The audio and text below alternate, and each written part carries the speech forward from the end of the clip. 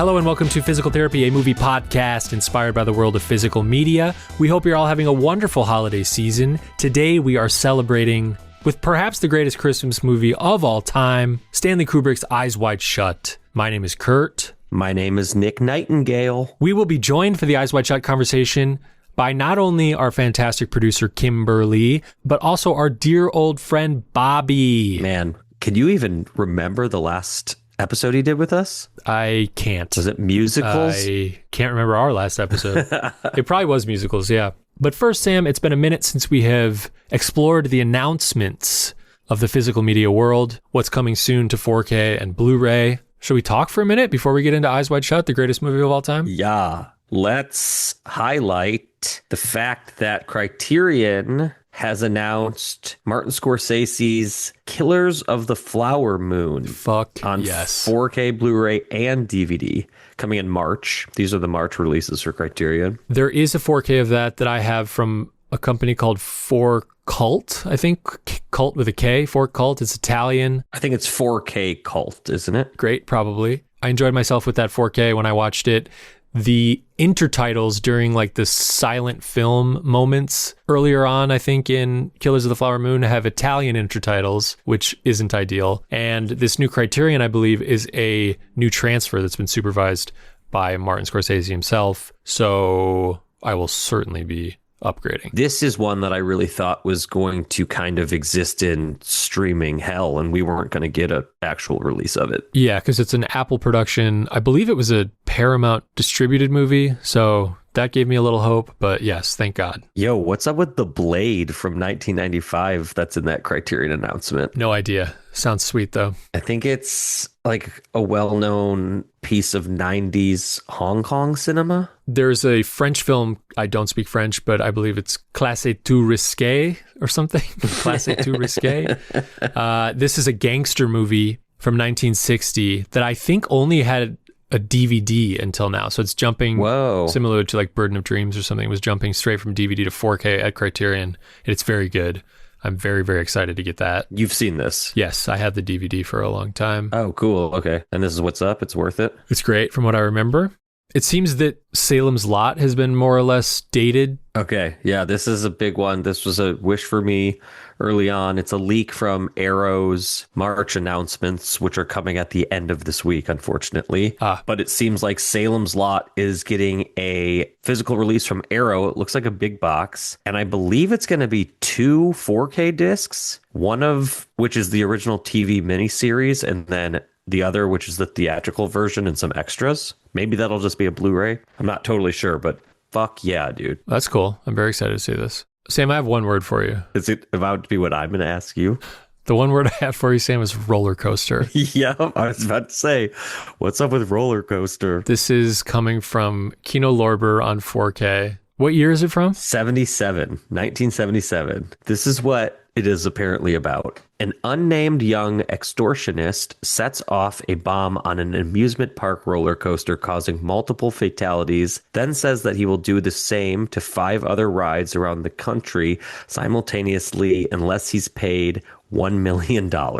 Sign me the fuck up. Hell yes. From Kino, come on. That's going to be great. Also from Kino, they finally dated K2, which I've never seen and I'm so ready for. That's March 17th. And Throw Mama from the Train, which is March 31st. I've never seen it. Oh, snap. Here we go, dude. Sam, there's a rumor that Lionsgate is going to be putting out The Whole Bloody Affair, Kill Bill, The Whole Bloody Affair on 4K. This was recently in the movie theater, and I believe you went to see it, correct? I did. I saw it in 70 millimeter. It was great. I'd seen it once before at his theater, but it was great to see it again. I love it as one movie. I think it plays better. Yeah, I'm definitely going to grab that if that comes out. Yeah, me too. Especially because those Kill Bill transfers aren't great. Well, I don't know that I would expect that to be any different. Do you think? It might be. It might be a different transfer. I don't know. There's added stuff. The movies are different. Yeah. The whole fight with the Crazy 88s is not black and white. That would be so cool if they went back to the negative for it. Yeah. Hold the phone, Sam. I don't know who's putting this out, but apparently we're going to get a 4K of Oliver Stone's Any Given Sunday. Oh my God. Not NFL movie starring Al Pacino and Jamie Foxx. Fuck yeah. You ever seen Any Given Sunday, Sam? I have seen Any Given Sunday. Didn't do it for you. I don't think since like early DVD VHS days, though. Also a rumor that From Dusk Till Dawn is coming to 4K. The Robert Rodriguez vampire joint starring Harvey Keitel, George Clooney, Quentin Tarantino, and Selma Hayek. Who do you think that would be from? Lionsgate? That's my guess. Sure. It'd be awesome if it was an Arrow. Yeah, that would be fucking awesome. What about the last round of Arrows? Did we talk about that, or did you grab anything or pre-order anything like Excalibur or Westworld? I really want Excalibur. A lot of people I saw online were really excited about Excalibur finally getting a release date, which makes me think that it might be one of those limited editions that goes kind of quickly. But I've never seen it. It sounds cool. I think I'm kind of in. Yeah. I looked into it a little bit. I don't think I'm going to get that. And then you'll love it and I'll regret it and throw away my whole collection. The last one I'd like to mention, Sam, is apparently there's a rumor that Shout Factory is going to be putting out 1994's The Flintstones movie. Is The Flintstones movie awesome? Dude, I couldn't tell you one thing about the Flintstones movie. It just fills me with nostalgia thinking about it. I think it kind of sucks, but maybe it's good. We'll find out. Report back. Oh, dude, one thing we should mention about the movie tonight. There is one shot of a billboard that has a movie poster on it. Do you know what it is? Oh, yeah. Little Kino Lorber release called Mouse Hunt. I was like, Gore Verbinski's Mouse Hunt is in Eyes Wide Shut? I love that. Tells you exactly when they were filming. Last one for you, Sam. Okay. Imprint is apparently releasing a Blu-ray only, slip sleeve edition, limited edition of the 1996 Tony Scott film, The Fan. Oh, shit. Starring Robert De Niro and Wesley Snipes. Wesley Snipes plays a baseball player, and Robert De Niro plays a violently obsessed fan of his. The plot beyond that, couldn't tell you. I think this movie is supposed to be terrible. Mm-hmm. I gotta get it. I can't wait. This movie's gonna be great. Fuck yeah, dude. I think I know the climax of this movie, and I think it's fucking insane. The problem is, the second we order this, Kino's going to do a 4K of it. You think so? And I'm going to buy it. It's like, I can't believe it's not a Kino. Yeah, maybe wait a month. Dude, 1,500 copies only. I've done this with so much, dude. You think there's 1,500 people in the world who are going to buy The Fan? No, there's not 1,500 people in the world who buy Blu-rays. Maybe we should have picked another topic for a podcast. Also starring Benicio del Toro, John Leguizamo, Jack Black, and Ellen Barkin. A pulsating original score from legendary composer Hans Zimmer underscores edge-of-your-seat suspense and scenes of brutal violence. How is this not the best movie ever made? I think it is. We'll find out when all of next year is just The Fan over and over. In the meantime, we'll make a little time for Stanley Kubrick and Eyes Wide Shut. Here we go, Sam. Okay, we are thrilled to be joined once again by our dear friend, Bobby. Bobby, welcome back to the show. Oh, pleasure to be back, boys and gal. Bobby, we're so happy to have you today, especially for this title, which is a wild one. One way to put it. Eyes Wide Shut, 1999, Stanley Kubrick, his last film, starring Tom Cruise and Nicole Kidman, a real-life married couple at the time. We'll talk all about the plot of this movie, but it centers around a married couple experiencing jealousy and doubts. Such doubts. Right around Christmas time in quote-unquote New York City. Sam, you had never seen this movie. Yeah. I have been waiting for you to see this movie for like 20 fucking years. I'm so excited you finally saw it. This is huge. I had no idea, Sam. Yeah. I can't wait any longer. Can we just get like a quick temp? I feel like watching it once isn't enough, and I liked it enough to watch it again. Okay. It's based on a 1926 German novella that translates to Dream Story, the title. It's a very similar plot. I've read that novella at one point, and it really is a faithful adaptation, but of course it's modernized. As I mentioned, this movie takes place in New York City, primarily like the East Village. However, it was filmed entirely at Pinewood Studios in England. Okay. Yes, that makes so much sense because I kept going back and forth. I was like, what? Where are we? Yeah. This is for several reasons, one of which is Stanley Kubrick, did not fly, and he lived in England. He grew up in I believe, the Bronx. And I don't know when he moved to England, but I would guess like in the 70s. I think before then, even. Really? Probably, yeah. I think by the time he was making a lot of his early 60s stuff, he was kind of planted in the UK. Okay. So a lot of it is like sort of based on his memories of New York. There's an incredible special feature on this disc with the set decorator and second unit director. Her name is Lisa Leone. And basically what the process of making this New York set England shot film was she would go around New York taking like hundreds of photographs and send them to Stanley Kubrick. And he would be like, I love this, I love that. Go back, take a picture of that sign like 3 feet to your left. Like, give me a slightly different perspective on it. I want it to be like that. And then he would go to his production designer and they basically recreated all these different storefronts on like a kind of I would say like an H-shaped intersection on a soundstage outside at Pinewood Studios that looks like the East Village. And they would constantly be like changing storefront, signage and things like that to repurpose the same stretch of street. So Lisa Leone was the second unit director. So they were shooting exteriors without any of the cast, second unit establishing shots of taxi cabs driving around across, bridges and things like that in New York City. So there is footage from New York, but everything with like Tom Cruise walking around is all a soundstage. Todd Field too. Yeah, Todd Field, the incredible Todd Field, who went on to make In the Bedroom, Little Children, Tar, a fantastic, one of our great directors. Started out as an actor. We talked about him, I think, on the episode of The Haunting. He's in The Haunting. Oh, yeah. But he plays... Who was he in The Haunting? I don't remember. He's just like... He was like the assistant to the guy whose gal got her face slapped by the piano. And he drives her away. Yeah. That's right. I just rewatched that actually yesterday on an airplane. The Haunting? Yes, correct. And I hadn't revisited it. Ooh, it's bad. It really is. But I used to watch it all the time on VHS, and it had a special feature about how it was made with Jan de Bont. Oh my God, we've done this episode. Kurt, I know you love Jan de Bont. God. I know we love. Oh, wow. We do love Jan. Wait, didn't we do The Haunting, though? We did, yeah. Wow, we're on a Were tangent. you there, Bobby? No, you did not invite me. So, and I have not listened. So it's both of our faults. We'll have to do The Haunting reprise. You can revisit that one at some point.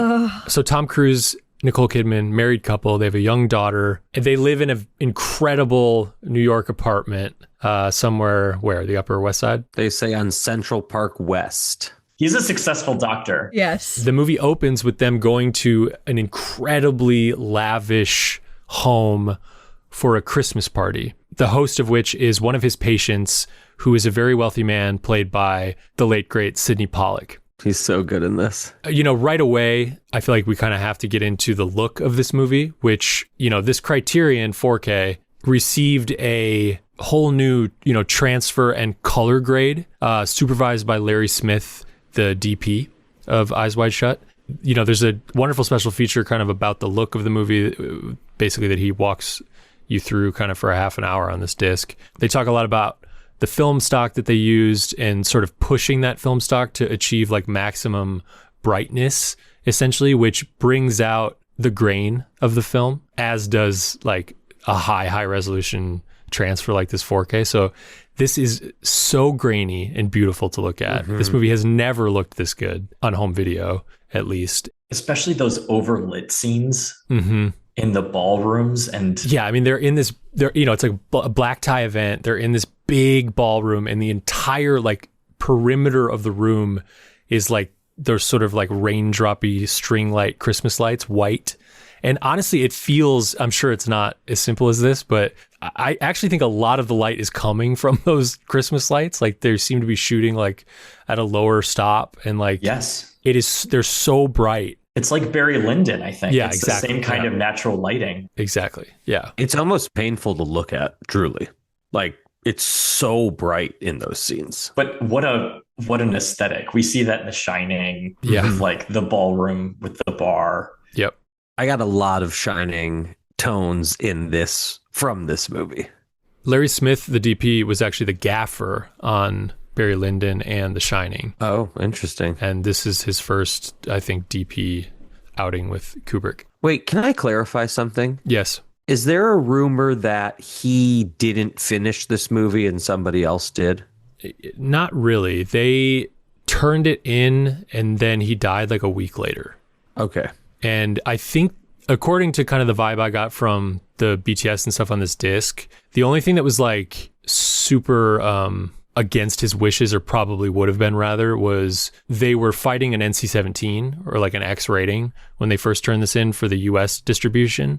Mm-hmm. And so to get an R rating in the most kind of explicit sex scene of this movie, which is, we'll get to it later, but it's like a big orgy essentially, where you see a lot of people having sex, a lot of nudity. In the US R-rated version, they cover up a lot of the, you know, because it's like wide POV Steadicam shots, like as Tom Cruise is walking through this big mansion where an orgy's happening. So they're covering certain areas of the frame where there's like really explicit sex happening with digital bodies. Oh. So you'll see like a digital naked woman's back, but she's covering up like what they actually shot, or like somebody in a cloak or whatever. Was that your first experience with Eyes Wide Shut? I guess it must have been. I certainly didn't see this in the theater. No, but I think because it was only available, the international version, like in 2007, I want to say. Yeah, the Blu-ray. And I bet you saw it before then. Definitely. So yeah, I must have seen it that way.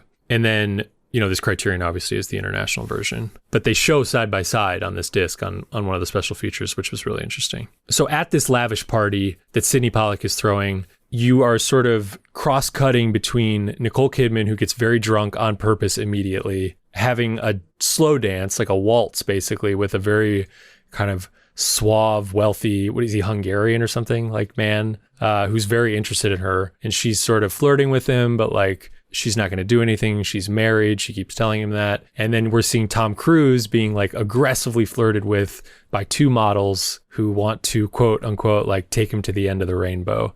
And you can tell he's toying with them a little bit, but like he's not going to do it either because they're married. And then Sydney Pollack calls for Tom Cruise, who is a doctor. He has one of his assistants come down and bring Tom Cruise up to a bathroom where Sydney Pollack has been basically like having sex with a prostitute who has OD'd on coke and heroin. And Tom basically revives her, essentially, and more or less like kind of saves her life, as sort of the idea. And that's what happens at this Christmas party. Maybe the most famous imagery or some of it from this movie comes right after the party, where you hear, I believe it's Chris Isaak, the musician. The song is Baby Did a Bad, Bad Thing, or at least that's what he's saying. And you see Nicole Kidman naked, taking off her earrings, looking in a big, ornate, silver-lined like mirror. Tom Cruise comes up, also naked. They start making out and clearly are about to have sex, and it fades out. That happens after this party. So after flirting with other people, they come home, they have sex. The next day you see Tom Cruise and her sort of in their daily routines. He goes to work, she's taking care of their daughter, etc. And that night they smoke pot. That's always the catalyst. Yeah. And as you know, pot makes you mean. A recipe for disaster. Alice, this pot is making you aggressive. So good. And then, you know, thus begins probably the best scene in the movie, where the two of them kind of spar stoned about what men think sex means to women. Nicole Kidman confronts Tom Cruise about whether or not he had sex with these models at this party because he disappeared for a long time. He claims that he's in love with her. He's not interested in anyone else. This is the most foundational scene in the movie for me, and awakening when I watched it as a young kid, where I was pulverized. They're also like in their underwear. Yeah. You know, it's probably like a 10-minute scene. And it's playful, and it's jarring and jabbing and haunting. Like the music is unnerving. Mm-hmm. And Nicole Kidman has never been, I mean, I think this is the pinnacle of her. It is nuts. Yeah. But she basically unfolds how his assumption that she would never look in another direction other than him, this amazing guy who is so successful, is Tom fucking Cruise, right? Dr. Bill. Yeah. Dr. Bill. And she is tickled and just insulted by the idea that he has no idea she has very much wanted something other than him. Mm-hmm. And what follows is a very scary and vulnerable moment where she saw another man while vacationing with her family on Cape Cod. Like the year before. The year before, recent history. Mm-hmm. She was obsessed with his presence in and out of their vacation. This sailor who was also staying at the hotel. A naval officer. A naval officer. Sorry to my men and women who serve. He was in uniform, as she describes. And she admits that all weekend basically focused on him. If he ever made a move or she had the opportunity, she would easily jeopardize everything in her life for this person. For one night. The ultimate fantasy. The ultimate fantasy. For one night, she would do it. She would throw it all away. And then the weekend continues. The naval officer is gone the next day, and she is both like relieved and devastated. You know, she's sitting across the room from Tom Cruise giving this monologue, and it's just like zooming in slowly on his like searing, listening face. Yeah. He's being penetrated with jealousy, as she says. It's amazing. I mean, it is. You're like watching his soul get crushed out of him. He's like, what? She could have just been like, yeah, I look at other men and I want to flirt with them. And they're cute. I look at other hot guys at the beach. She could have played it easy, but she had pot and she decided to bear it all. Yeah, exactly. This woman is out of control. No mask on her right now. Reefer madness, man. Don't do drugs. So she rips his soul out, essentially, and he then goes on like a 90-minute spiral soul-searching like sex odyssey of infidelity or fidelity. He can't decide. Yeah. He basically like flirts with the idea of cheating on his wife for one night. But in really weird ways. Like, yes. He sort of just stumbles into scenarios and his curiosity. He's piqued. It's very After Hours in that way, where it's just like somebody wandering around and like wandering into insane situations. And it's very dreamlike. Mm-hmm. I mean, you know, like I said, the novella this is based on is literally called Dream Story, which is referencing a dream the wife has later in the movie, Nicole Kidman. But also the way this film plays out is very strange and hypnotic. And like the essay that comes with this Criterion draws a lot of parallels to like anxiety dreams and like being stuck in like loops. Yes. Oh. You know, really references like the set design where he's just sort of walking on the same streets over and over. Yeah. You're like, are you back on the same street after you just had this weird experience? Like, yeah. Another thing that she mentions, this Megan Abbott is her name in the essay, is the idea of repetition that I'd never really put together. Is so much of the dialogue in this movie, someone will say a line and then Tom Cruise will just repeat the line to them. The lines are spoken like twice. There's a lot of that going on. Like that's crazy. Basically the next day he retraces his steps from the night before and goes to all the same places again. You know what bugged me about that? Why would you ever, when you're making a list of things that you have to do in a day, go to the nightclub first? Why wouldn't you return the costume, do your thing, and then okay, we'll get there. We'll get go there. to the nightclub? I agree, Sam. Logic is no factor. I was like, you're going to carry that fucking bag and costume around all goddamn day? Yeah. You're out of your mind. So he goes to this party. They go to this party at the beginning, and at the party, there's a pianist that Tom Cruise's character Bill recognizes. His name is Nick Nightingale, played by Todd Field. Todd Field. Yes. And they went to medical school together. Nick Nightingale had dropped out, didn't become a doctor, and is now sort of a traveling pianist. Goes where the work is, he tells us. He gives Tom Cruise the information of where he'll be playing in the Village at a jazz club. So that's one of the places Tom Cruise goes to during, you know, he leaves the house basically after this monologue from his wife. He finds out one of his patients has died, goes to pay his respects, and then basically stays out all night long on this sex odyssey. This is the longest night. I'm like, when will the day come? This is so scary. What time will you get some sleep before you go to surgery? He doesn't do that. He's not that kind of doctor.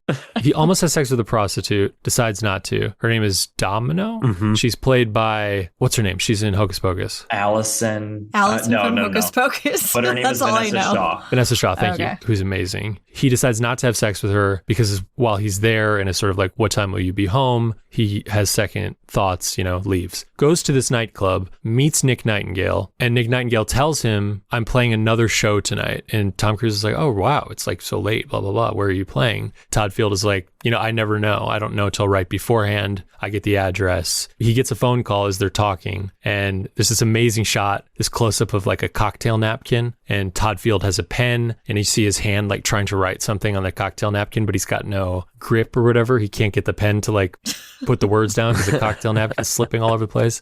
And then like Tom's hand comes in and pins down the napkin. And Nick Nightingale writes the word Fidelio on the napkin. Tom Cruise is like, what is that? And he's like, I think it's a Beethoven opera, isn't it? Nick Nightingale's like, it's the password. So we find out that wherever Nick Nightingale's about to go, he has to give them a password. Nick Nightingale says that he has to play these blindfolded. So he knows nothing about it. So the facts that we know about this party are that the piano player is blindfolded and playing it, and that you need a password to get in. And then we also learn you need a costume with a mask. And Nick Nightingale says, the last time I played, the blindfold wasn't on so tight. And what I saw, you would never believe the women. You would never believe the women. I've never seen women like this. Yeah. And so Tom's like, I'm fucking in. Like, you've got to get me into this party.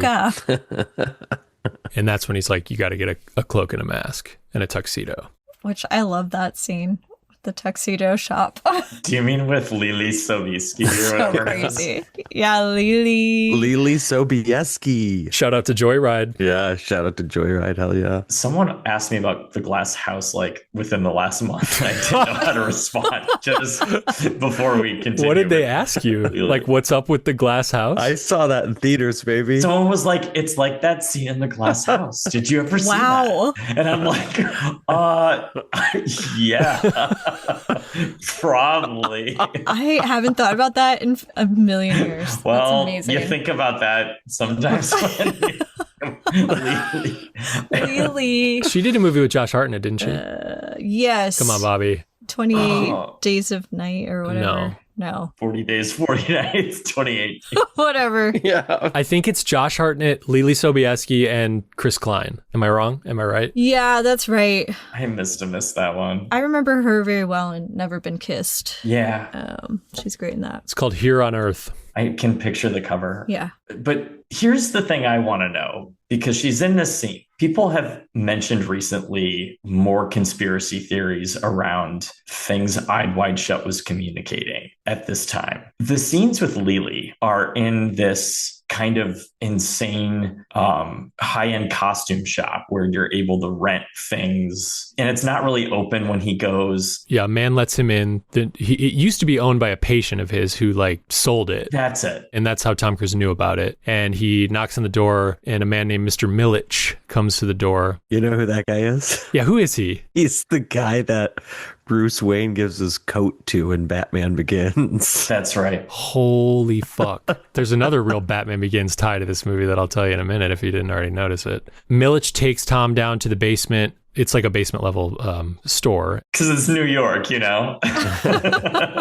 It's got all these different rooms with, masks, cloaks, all sorts of costumes. And Tom's like, I just need a black cloak and a mask. And then Milich is like finding it for him. And then they hear a noise. And oh my God. Mr. Milich goes into like yeah, it's an office. He basically catches his little daughter, Lily, who's like probably 15. Yeah, in her underwear with two older businessmen. Yeah. Upsetting stuff. And he's like, I'm calling the police. Get the fuck out of here. Like to these guys. They're running out screaming. In their underwear. Lily runs behind Tom and like giving him eyes. Yeah, she starts like hanging off of him and like whispering. Yeah. Hiding behind him. She doesn't say anything, I don't think. Yeah, whispering in his ear.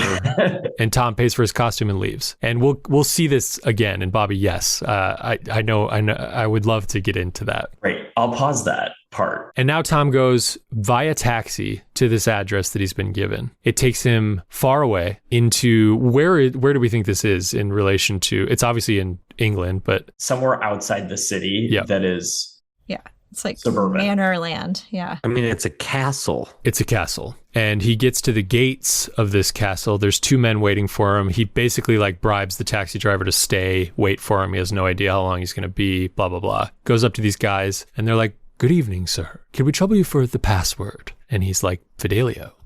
"Very good, sir." And then they take him by car down this long driveway into this giant castle mansion. Now, Sam, do you know where you've seen this mansion before? That is Wayne Manor. Yeah, Wayne Manor from Batman Begins. Yes. Yeah. It's in a lot of shit, but it is that. And he goes through the door, puts on his cloak and mask. I think he gives the Fidelio password maybe one more time at the door and walks into the sort of open heart of this home, this giant home, quote unquote, this mansion. Yeah. This giant room with huge, like 360 balcony, 4 stories in the air, basically. It looks like a church. There's a huge red carpet, spotlit from the top, a giant overhead lighting. And there's a man wearing a red cloak and a mask in the center of this room. Surrounding him is a circle of like 10 black cloaked Venetian masked people, and then all in the balconies in like in a huge ring around them there's probably like 200 people wearing cloaks and Venetian masks, and they're all different masks, and we're seeing like close-ups of them. They're like incredibly detailed and frightening looking, most of them, or like funny but scary because they're funny. The masks are incredible. They're incredible. And the man in red is singing like a chanty hymn, and he's got like a Catholic priest style like incense like golden ball on a chain and like a staff in his other hand. Yes, and he's like banging the staffs, the bottom of the staff on the ground, and it's like booming percussively. It's crazy. The music is so avant-garde, and it's terrifying, dude. Yeah. I think like Sleep No More takes a lot of nods from pays homage to this kind of. So did My Wedding. I was going to toss it to Kimmy and ask if she wants to weigh in on. Yeah, I mean, all the masks are behind me. Yeah. That I got that are were made in Venice. Oh, I thought that was a virtual Zoom background. No, that's just your home with the masks that you had delivered. Yeah, had delivered to our wedding. That was not a sex party. Wasn't, but we did get in a ring, much like the one Kurt we did. And a conga line. That's true. So the man in red bangs his staff down, and on cue, the circle of people that are around him, the small circle of like 10 people, they all drop their robes to reveal that they're all basically naked women with Venetian masks on, and they are like led out of the room in a line. No, he sends one of them off at a time. Yeah, and they pick somebody from the crowd and like go off that way. Yeah, and they kiss with their mask and then select. Yeah. Yes. That's who they've selected and go off into the mansion quarters. And one of them picks Tom. Our big feathery, beautiful goddess creature. Yeah, what's she, 7 foot? She's like that scene? crazy tall, insane. the most perfect body I've ever seen. It's absurd. Tom's just pretty short, I'm afraid. I know that too. No, but she's tall. She's tall with like a peacock headdress. Yeah. And who is she voiced by? Cate Blanchett. That's what I thought. I was going to say, like, is it Tilda Swinton or really? is it? Yeah. And but just by voice. It's not Cate Blanchett's body. Yeah. So she's immediately like, I don't know how you got in here, but you should go right now. And Tom's like, I don't know who you think I am, but I think you've made a mistake. He's like, no, I want to be at this party. I'm into this. Yeah. I'm cool, I swear. Then she is like eventually led away by one of the kind of security style cloaked masked people at this party. And then Tom is left to his own devices to wander through this mansion. In all of these huge ornate mansion rooms, it's just people fucking. Yeah. There are cloaked, masked or uncloaked naked men, and probably 10% the amount of men there are women, and everybody is having an orgy in all these different rooms. And Tom's just sort of like observing, walking around. But it's a very staged orgy. It's like people are standing, watching. They're almost like in line. It's clearly ritualistic in that it moves. There's like stages of this event that change, because like even as he's moving, there's like or it's different spaces that are doing different things. I mean, it's so expansive. Or it's like the big table and there's like the 3 women on the table. And then later there is some like just dancing. Yeah, slowly. slow dancing. There's a whole room of people just slow dancing. Yeah, I get the impression that the further in you go, the more fucked up it becomes. And luckily, when I watched this scene as a child, I could only get access to the R-rated version with the digitally imposed figures blocking more of the explicit parts of the sex acts. Yeah, sure. As a kid, I was like, wow, this is so explicit. So you can imagine when I found out I would get to see the uncut version on DVD. Yay. That was a holiday. Christmas. And then the featherhead-dressed Venetian masked woman returns and is sort of like, one last time, you got to get out of here. And then a man, security guard, comes up to Tom Cruise and is like, sir, excuse me, your taxi driver needs an immediate word with you. Please come with me. And so Tom reluctantly like follows this guy who leads him not to his taxi driver, but back to the central room, the huge room that we'd seen before. And then this piano cue that this movie is super famous for comes in that is so scary. And it reveals what Tom Cruise is looking at, which is this entire room, all these cloaked men and the man in red who's sitting in like a throne are all just looking at him, staring at him. Yeah. Oops. And they're like, excuse me, what is the password? And Tom's like, Fidelio. Very good, sir. That is the password for admittance. But what is the password for the house? And he's like, I must have forgotten it. And they're like, well, I'm sorry. That's very, very unfortunate. And they make him take off his mask. So all these masked people now know who he is. They're all staring at him. And they're basically like building up to what you think is going to be like. They tell him to take his clothes off. Yeah. Which he's like, let me just get out of here. And they're kind of like, it's too late for that. And then you hear a woman scream like, stop. And there's a snap zoom to the woman who's been trying to get him to leave, standing on a balcony, and she's like, take me instead of him. And the man in red says, are you sure you know what you're doing? Are you sure you know what that means? Do you fully understand what you're committing yourself to? And she says, yes. And he's like, very well, and turns to Tom and says, you're free to go. And he's like, what's going to happen to her? And they don't tell him, and they kick him out. They don't even give him a ride back to the city. It's cold.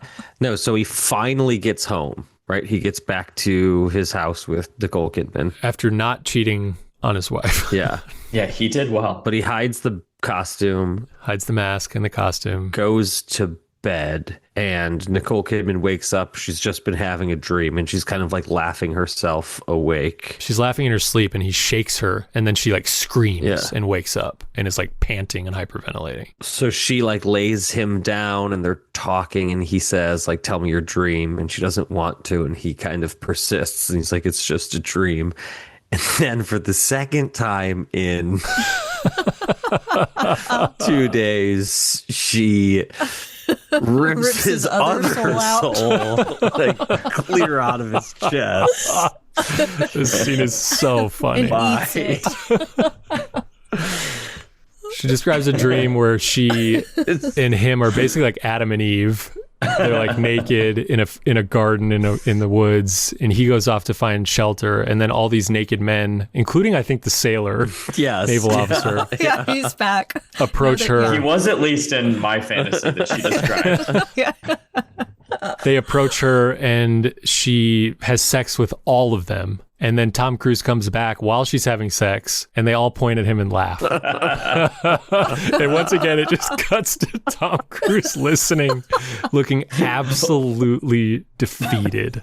It's so good. It's a crazy choice of a role to play. Oh my God. I mean, dude, like the fact that they were at this time the most famous couple in the world, essentially. Insane. How the Church of Scientology allowed this film to take place is just crazy. Isn't it right before he got into it? Or was it before? I mean, it's... Wow. No. No way.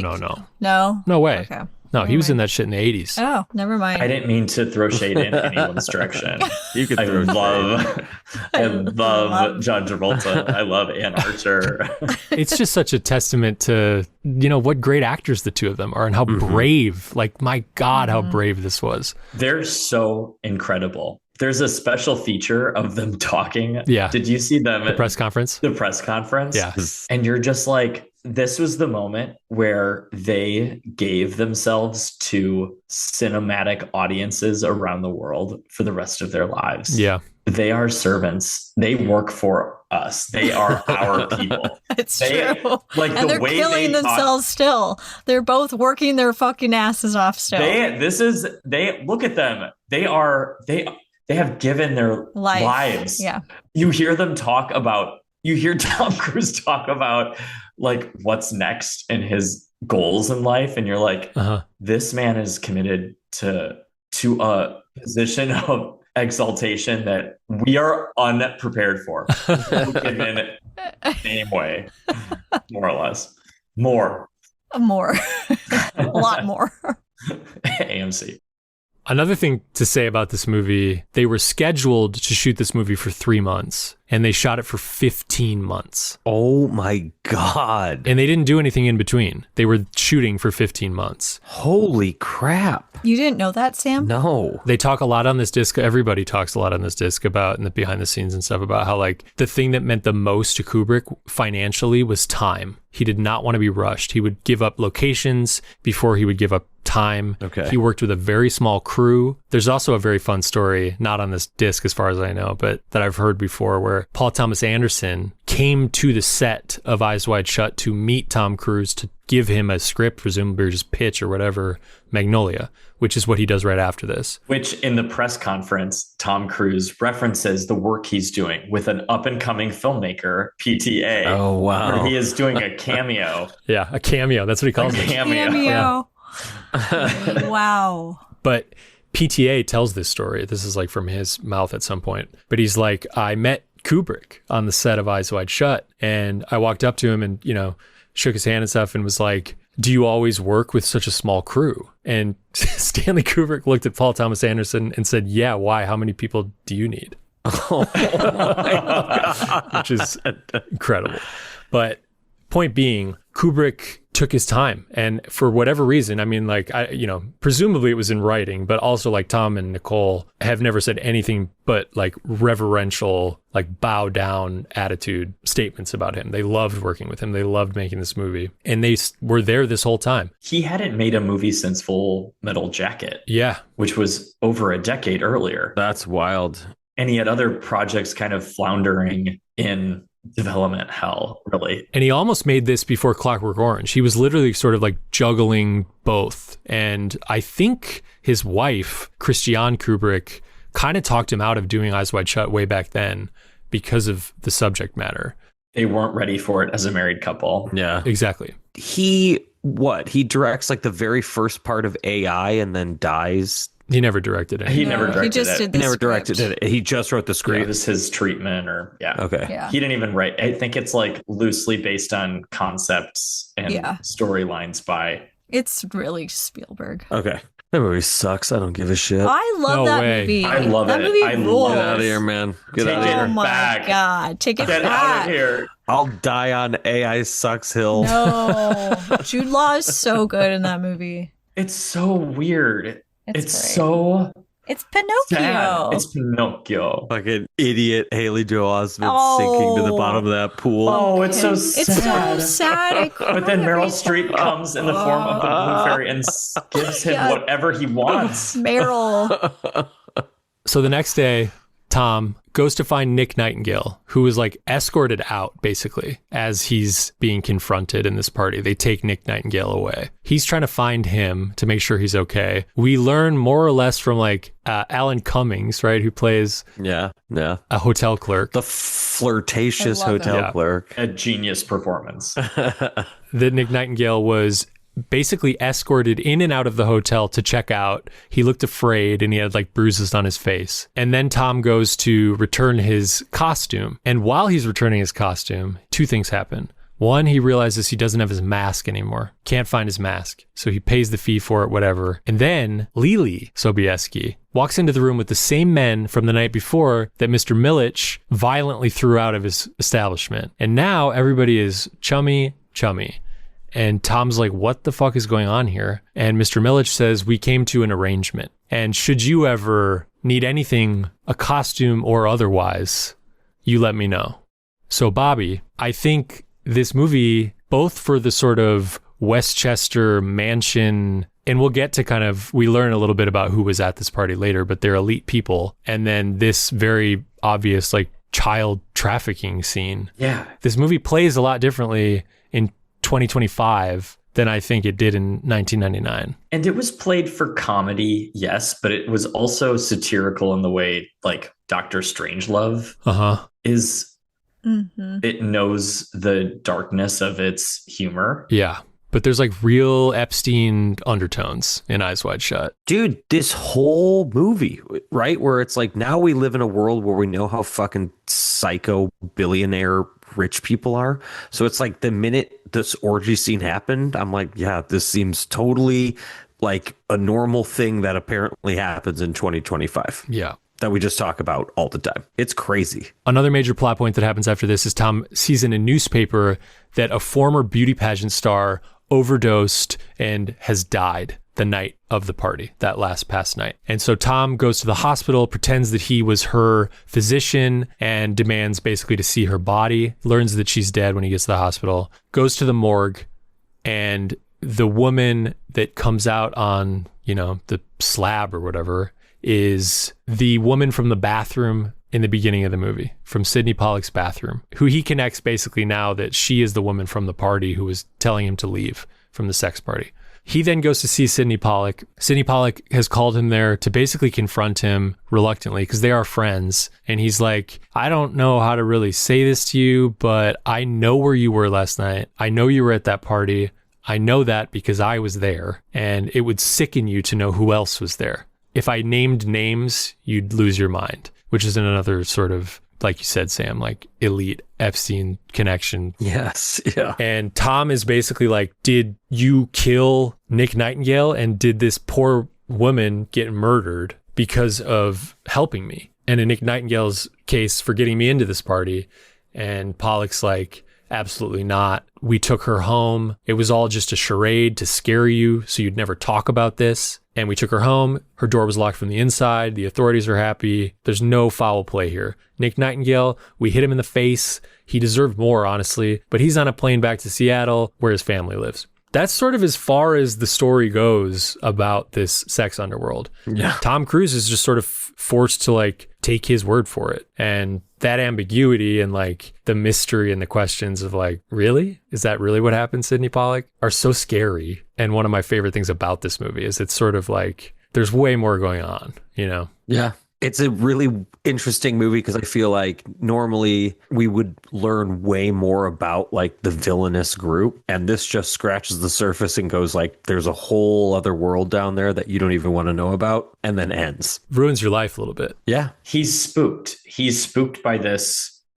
transgression, this curiosity he had, but he also needs to kind of piece together what he remembers of it all. So it's him also kind of working himself back to the real world, or reality, out of this really insane nightmare that we don't really get answers to. And thematically we see things connected, but there are misgivings everywhere. But it's also Tom Cruise's character trying to understand the odd experiences that he had surrounding the thing that scares him the most, which is his presence at this party. And he also has gone back this same morning to see Domino again, the sex worker that he almost slept with. And we find out from her roommate that morning Domino has found out that she's tested positive for HIV. So it's another sort of like almost went too far moment for Tom Cruise's character. And he returns home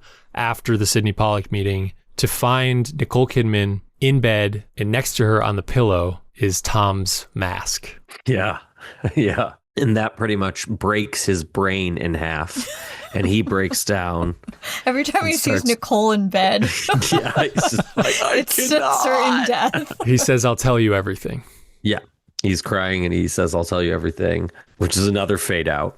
To an incredible, It's incredible. like silent scene, basically, where he is just like hangdog sitting on the couch next to their Christmas tree, like no longer dressed like in a suit or anything. He's just got like a frumpy like Christmas sweater on.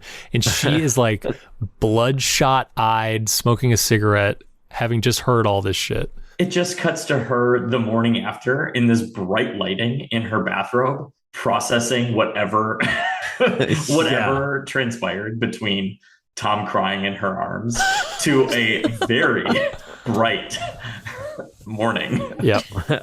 And they do not speak. I think she says, we promised Oh, Helena, yeah, we'd take her Christmas shopping we'd with her go daughter. because it's the ultimate Christmas movie, right? Yeah. They got to do their last minute Christmas shopping. But, this is essentially, we'll get to the last scene, but a movie about a man who thinks really hard about cheating on his wife and ultimately can't do it and rushes back to the safety and comfort of his home, which he has sort of corrupted, with his almost transgression. And it's kind of, you're left at this point in the movie with the question of like, will she forgive him? Will their marriage get through this? And just the symbol of like the mask on the bed when he gets home, of just like this has infiltrated this perfect quote unquote home that we sort of start this movie in, like this warm, idyllic family life that he's living. And now it's like this cold blue night lighting with this like stain on the bed with this mask. It's just so good. I don't disagree. I do, however, find she's like hard to have sympathy for. Why? In the sense of when she's like, she said some nasty things, but she was tired. She woke up from a dream. The pot was making her aggressive, Sam. And then the pot. yeah. She's been avoiding all these hot men for Tom. Why is Tom Cruise allowed to actually go wander the streets and get himself into a bit of trouble? Well, doesn't she say that she can't? I'm surprised that she's not. Like the way that she dances with that dude at the party's insane. Their lips like graze each other like 42 times. But marriage prevails. I think that's Kubrick's dying message. That character who she's dancing with sums up the entire movie. He says something about, marriage is all about deception or something. Mm-hmm. And like he literally pinpoints the entire movie. And that's exactly what they're doing the entire time. They're flirting with deception. Listen, I feel like somebody coming into a situation and being like, I had a dream where I got railed by a bunch of dudes and we all laughed at you is bringing a certain amount of filth and trash. Now we know into your what house. will get to you, Sam. Has this happened to you, Sam? I feel like this is a feminist film. It is. Not. That line, Kimberly, is one of the charms of marriage is that it makes deception a necessity for both parties. Yes. Yeah. Yes. In watching this again, I was like, that line is the entire movie. Do you like this movie, Kim? Oh, I love it. Good. Okay. Oh, yeah. I wouldn't have themed our wedding around it. I know. did it. I know. But it's like, Sam, what is your takeaway? Do you like this movie? Wait, let's talk about the ending. But we have to, the ending. Let's do that. But we can't give it all away. Or do Oh. we have a disclaimer? Spoilers. Spoiler. Well- we spoiled 98% of it. We're going to spoil the last two. I know, but the last. No, give the viewers one thing they have to watch it all for. But essentially, they agree Yes. that whether in reality or in a dream, a certain amount of transgression has transpired between the two of them, but that is not the whole story between the two of them, and that they are going to remain married and press on, and that this is part of marriage on some level, I think is what the film is saying. Yeah. It's optimistic. It's very optimistic. This movie is pro-marriage. Absolutely. This was a healthy early And this movie ends, we won't spoil it, but it ends on just an all-time line. It's just one of the great last scenes. It's so great. You have to watch it. it's also now so ironic for their marriage to fall apart. Which fell apart, like, I don't know wake the of this. details, but like right after this, basically, this came out, at least, right after it came out. Yeah, that's what I thought. And I don't remember it being particularly bitter at the time. Well, have you ever seen that picture of Nicole Kidman? Yeah, leaving the courthouse. I absolutely have. So but that was a private moment. She did not need You're damn right. That's fair. our eyes on her then. I know. She deserved that moment. But otherwise, her PR skills, like we can put her in front of a camera and she will not do anything we can't say anything we can't recover from. I believe that. I stand by her. And Tom. Oh, I love her. I love stand her. by her. I love her so much. Wait, did we talk about how she would get flown in each day to set? I don't know this. Apparently, according to someone who worked on the movie, Nicole and Tom would get flown in to set each day in a helicopter. They were staying in London. They would get flown into Pinewood. And who's his assistant again? Kubrick's assistant? I don't know. He's got a few. I'm not sure. The main one would meet the helicopter each day in the morning and either take one of them or both of them. But they never knew who he would take. Wow, it's like a reality show. Like The Bachelor. Yeah, what? Yeah. And then like Nicole would fly back and go like back to the apartment. Who gets the private date? Yeah. Wow. Who gets Kubrick time. But that was like, over a year of that. So they never knew what they were doing each day. Back to the scheduling, for example, the dream monologue, not the dream, sorry, the sailor monologue, when they first, confront each other basically after the party at the beginning. I mentioned I don't know how long. It's probably a 7-minute scene or something. And they shot that for like 3 weeks. Mm-hmm. That's crazy. They like rehearsed it for like 2 weeks and then shot it for like however long. So yeah, it's just amazing. The other brilliant thing is during that whole scene, it's just them in this room. But later on in the movie, as Tom is sitting in a taxi or having to move through the night, it cuts away to his fantasy. Of her fantasy. Yeah. Of her having sex with the naval officer. It's really funny. And it builds. It's really funny. It's funny. But it's really... Because it's like, of course that's his jealousy at play. Yeah. This is how I understood what perspective was and subjectivity. I was like, oh, okay. We're seeing images. And the lighting. The lighting. Nicole in that scene in the monologue. And then it always cuts to the blue imagery.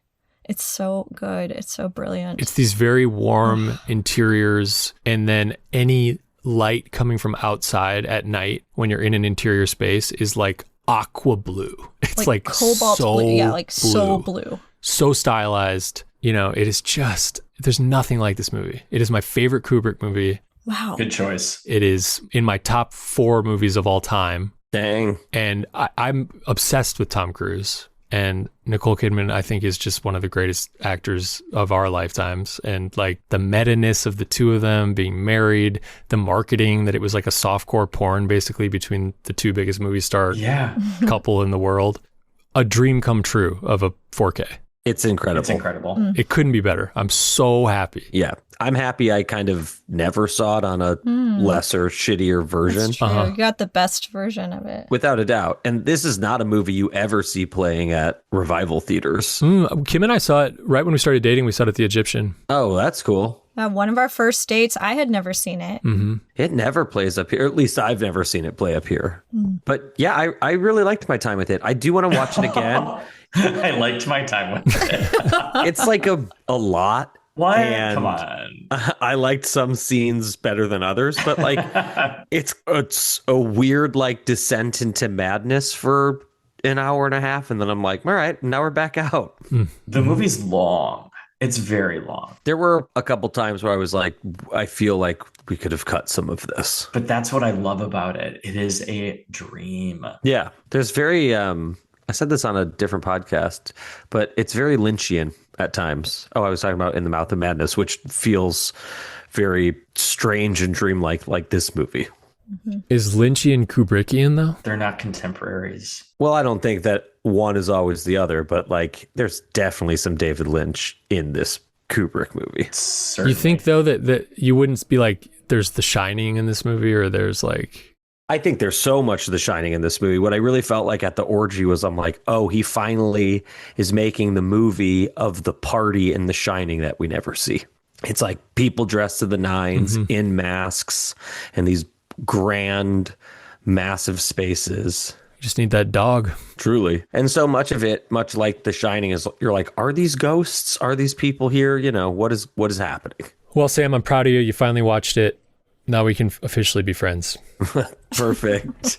I'm happy to have it on the shelf, and I'm happy to have finally seen it. I will definitely be watching it again very soon. I feel like I'd want to do a lot of his movies.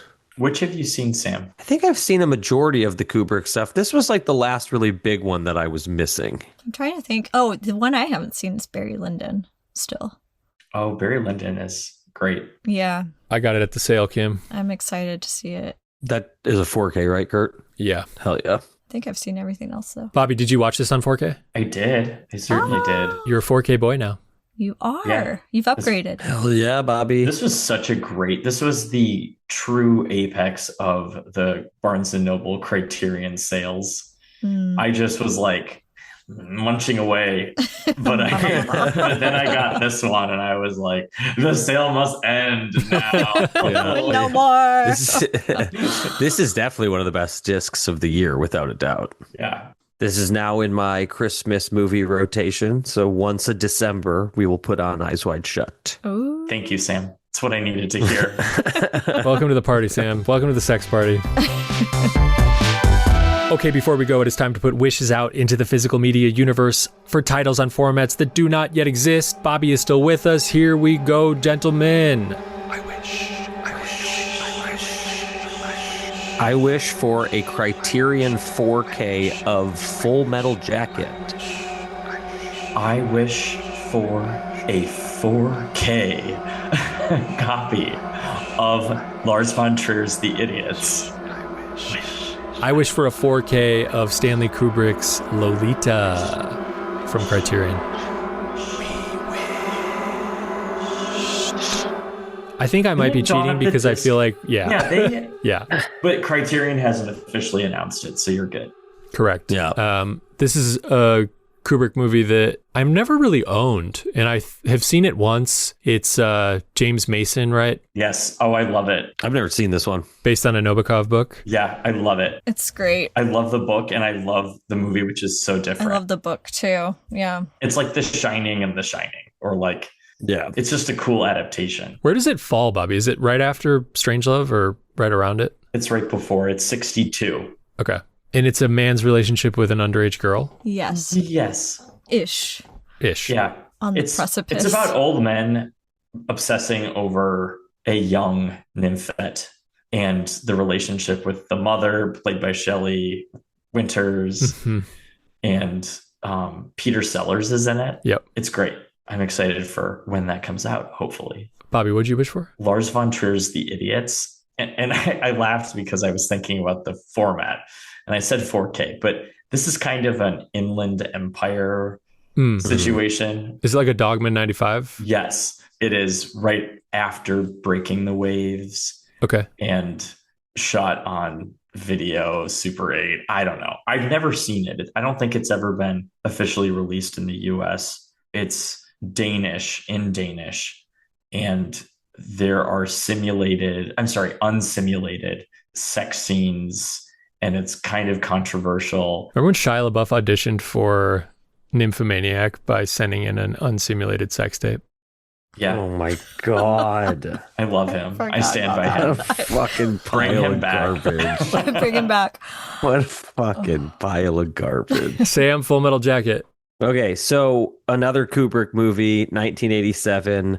It already exists on 4K, but another movie I don't own that I feel like would be right at home in the Criterion Collection. It's been a long time since I've seen this movie. I would love to rewatch it. I've heard that the studio 4K that exists looks nice, but yeah, dude, come on, sign me up. Give me a Criterion already. Clockwork Orange would be great too. That's an amazing 4K, but the sound mix is kind of shitty. Oh, really? Yeah. Kurt, we still need to watch Spartacus. Sporadicus. From Clueless. I always forget that's Sporadicus. Kubrick. Spartacus That could use a Criterion upgrade. Sporadicus. Okay, then that's my wish. That's a wish. great one. Oh, good call, Kim. Yeah. Because I think Criterion has and still... Was it like a laser disc or something? It's still in print. No, it's in DVD. It's a 2-disc DVD and it's great. Don't we have it, Kurt? Well, we have a 4K, but it's not a Criterion. Oh, I see. It's universal. Anyway, that's an interesting case study, Spartacus. I would like to see it. Okay, that is it for another episode of Physical Therapy, a movie podcast. A big thank you to Patrick LeBon for our incredible music. A thank you to Bobby for returning to talk the greatest Christmas movie of all time, Eyes Wide Shut. We love you, Bobby. What a Christmas gift this was. Kurt, I wish you could come over and get DVDs from under my tree. That's the tradition. Maybe I'll come down your chimney, Bobby. I'll be like the opposite of Santa. I'll just take everything that's under your tree. That's fine. They're for you. You take them however you want to unwrap.